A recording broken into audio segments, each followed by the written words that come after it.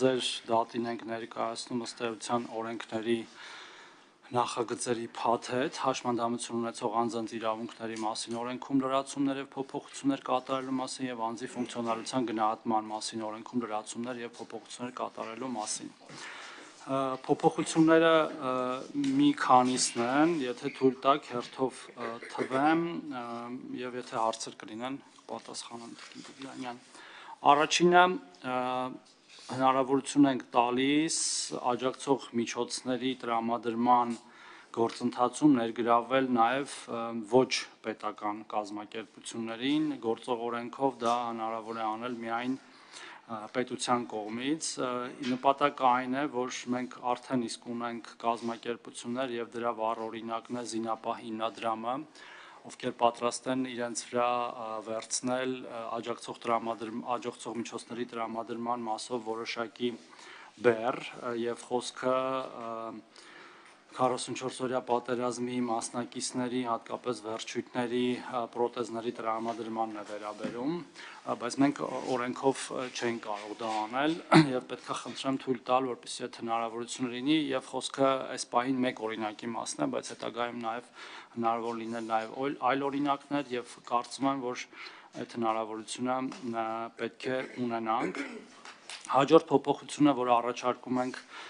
հաշմանդամություն ունեցող անձանց իրավունքների մասին օրենքում, դա անկախ կյանքի կենտրոն հասկացության ներմուծումն է, որովհետև մենք հիմա արդեն իսկ պետական բյուջեի միջոցներով մի նման կենտրոն կառուցում ենք, որը հույս ունենք, որ որպես օրինակ նաև կծառայի ապագայում ոչ միայն պետական բյուջեի միջոցների հաշվի նմանատիպ կենտրոններ ունենալու, ինչպես նաև քննարկվելու այս կենտրոնի իսկ շահագործման հնարավորությունը տալ ոչ պետական կազմակերպություններին եւ կարիք ունենք հստակեցնելու, թե ինչ է դա, ինչպես նաև անհրաժեշտություն ունենք լիազորող նորմի, որպեսզի գրենք կարգերը եւ պայմանները, թե ինչպես է աշխատելու անկախ կյանքի կենտրոնը, մենք հանձնաժողովի գործընկերների հետ դրա մասին քննարկում ունեցել ենք եւ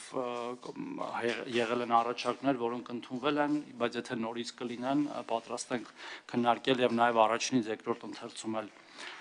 դրանք նայել։ Մյուս փոփոխությունը, որ առաջարկում ենք, դա անձնական օգնականի ծառայությունների մատուցման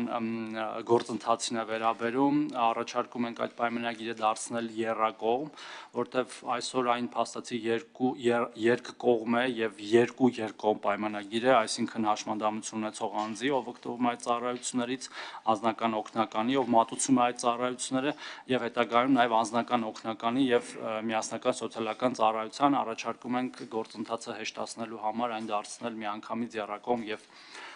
մեկ պայմանագրով, որոշակի փոփոխություններ ենք իհարկե նաև նախատեսում անձի ֆունկցիոնալության գնահատման մասին օրենքում, որի հիմնական իմաստը ավելորդ վարչարարությունը հանելն է, երբ անձի ֆունկցիոնալության գնահատումից հետո ծառայությունների ծրագրում մենք փոփոխությունների կարիք ենք ուզենալու տեսնել, ծածում, որպեսզի դրա համար նորից անձի ֆունկցիոնալության գնահատում չիրականացվի, այսինքն չստիպենք դրա մեջ հնարավորություն ունենանք փոփոխություններ իրականացնել, որտեղ այդ անհատական ծրագրում կարող են այլ հանգամանքների բերումով անհրաժեշտություն առաջանա ծառայություններ ավելացնել կամ հիմնականում ավելացնել կամ օրինակ աջակցող միջոցներ փոխել եւ այդպես շարունակ իհարկե կան որոշակի նաեւ խմբագրական փոփոխություններ, եթե կոնկրետ հարցեր կլինեն դրանց էլ եմ պատրաստ պատասխանել երևի այսքանը եւ պետք է խնդրեմ, որ հնարավորության դեպքում օրենքը 24-ժամյա ռեժիմով փորձենք ընդունել առաջինից երկրորդ ընթերցում, որտեղ բավական երկար իրականում քննարկել ենք, բայց մի քիչ ժամկետների հարց ունենք, հատկապես պատերազմի մեր վետերանների պրոթեզների հարցը հնարավորինս արագ լուծելու այն իմաստով, որ զինապահը կարողանա արագ մտնել գործընթացի մեջ եւ այդտեղ ժամկետների խնդիր չունենանք։ Երևի այսքանը, շնորհակալություն։ Շնորհակալություն, պարոն Թորոսյան, ես ճիշտ հասկացա, որ մենք հրատապության մասով հարցը ամբողջությամբ ընկալելի էր, եւ զինապահը իր վրա վերցնում է զին կապով հաշմանդամների պրոթեզավորման կամ աջակցման միջոցների տրամադրման, բայց միայն 44 օրյա պատերազմով պայմանավորված, որտեղ դուք ձեր խոսքում դա մատնանշեցիք, հետո արդեն վետերաններ տերմինը, այստեղ ուղղակի խնդրեի հստակություն մենք որ ժամանակահատվածի։ Վետերան բառը պարզապես օգտագործեցի, որ նորից այդ երկար բառակապակցությունը չասեմ, հա խոսքը այն մեր քաղաքացիների մասն է, որոնք որ մենք հիմա տրամադրում ենք եւ պարզապես այո զինապահի շարժում եւ պարզապես այդ process-ը այսուհետ ֆինանսավորվելու է զինապահ հիմնադրամի կողմից։ Շատ լավ, շնորհակալություն հարցը զուտ հստակեցման համար էր։ Համեցեք, պարոն Վարդանյան։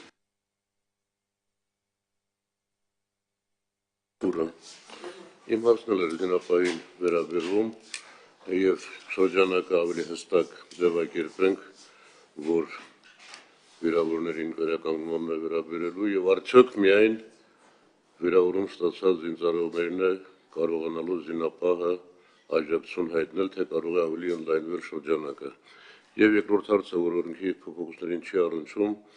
ես հիշում եմ, որ մենք նույն ժամանակին նպաստների համակարգը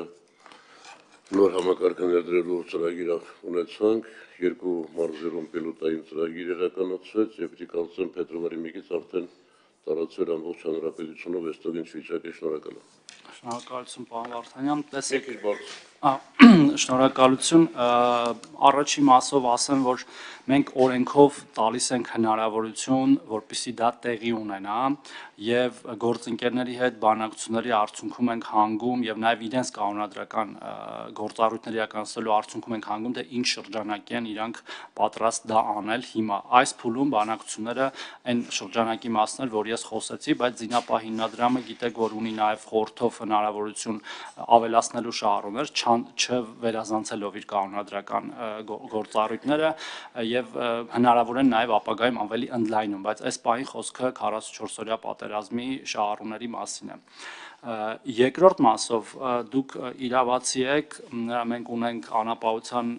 գնահատման նոր համակարգ, որի շրջանակներում նաև եւ գնահատումն է այլ կերպ իրականացում եւ նաև միջոցների, այսինքն աջակցությունն է այլ կերպ իրականացվում եւ այն այս պահին գործում է Սյունիքի եւ Կոտայքի մարզերում,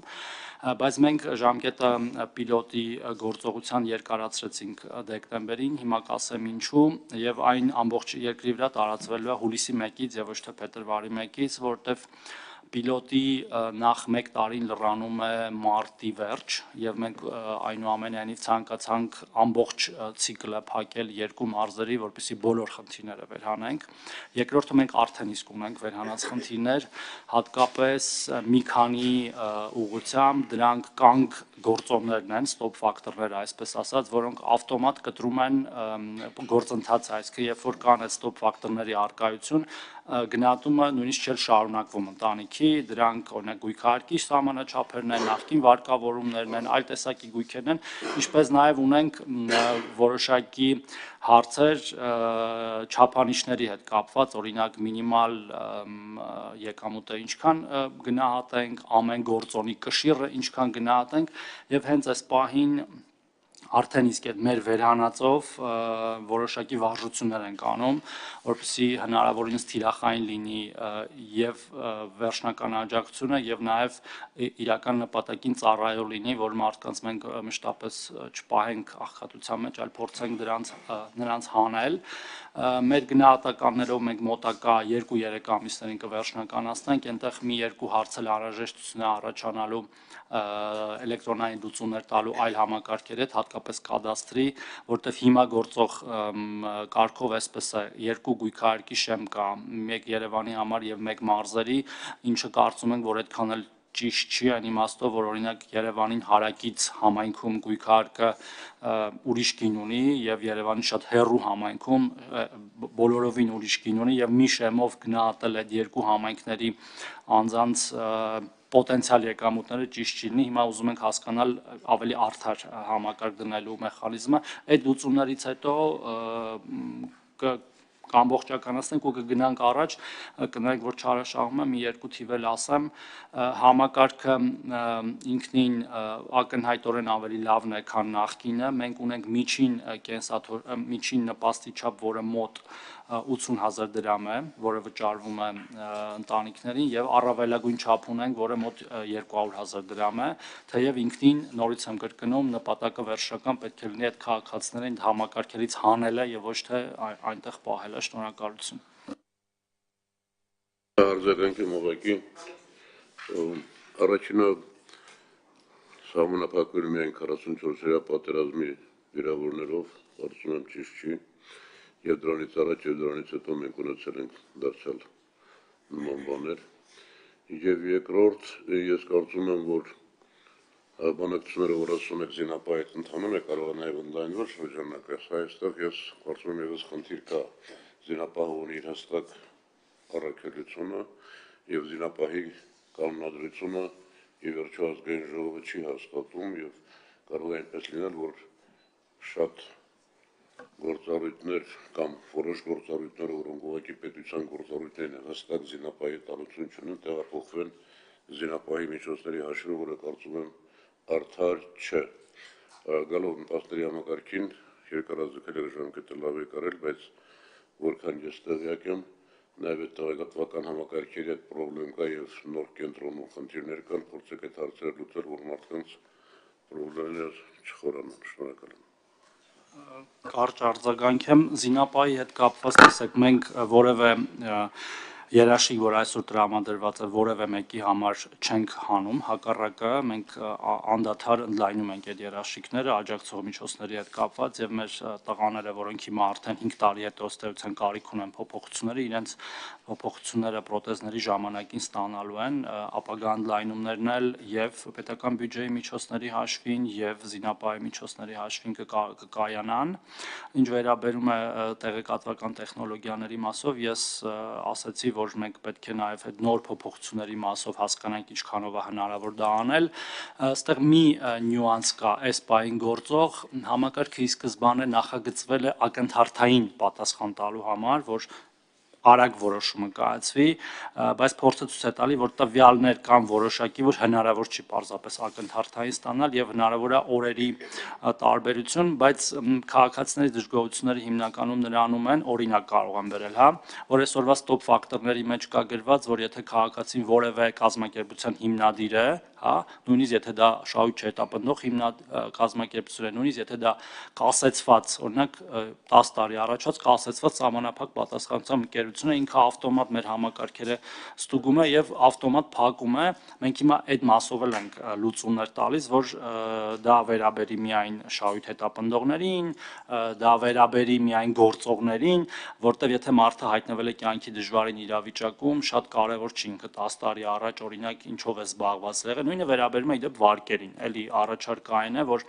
վարկերի դեպքում էլ գործի ինչ որ վաղեմության ժամկետ, որտեղ եթե նույնիսկ մարդը էլի 10 տարի առաջ որևէ վարկ է վերցրած եղել, բայց ինքը հանգամանքների բերումով այսօր հայտնվել է շատ ծանր վիճակում, բացարձակ կապ չունի 10 տարի առաջ ինքը 10 միլիոն դրամի վարկ վերցրած եղել է, թե չէ, հակառակը դա կարծես թե ավելի բարդացնում է իրավիճակը, քան թե թեթևացնում։ Շնորհակալություն։ Այլ հարց, հարբեցեք տիկին Բաթյան։ Շնորհակալ եմ, պարոն Թորոսյան, մի քանի ճշտող